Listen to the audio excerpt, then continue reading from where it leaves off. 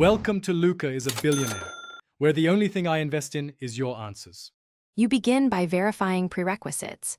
Check Mac OS version and firmware because Boot Camp often fails on unsupported builds.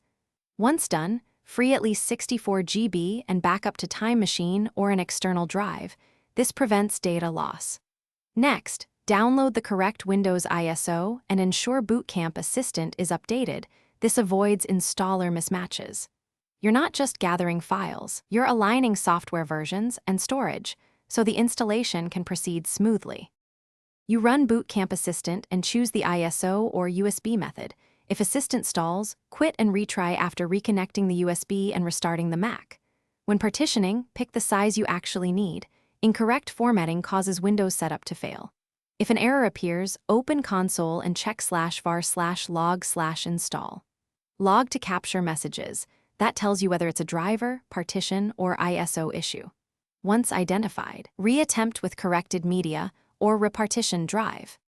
You complete Windows setup and immediately install Boot Camp drivers from the USB or run Apple software update so hardware works correctly.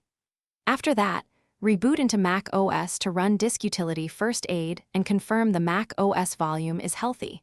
Restore any files from backup if necessary. If you still see persistent errors, reset NVRAM and SMC, then rerun Boot Camp Assistant. One key troubleshooting tip. Note exact error codes and logs before each retry. That information directs. Thanks for watching and please subscribe. It's the best investment you'll ever make.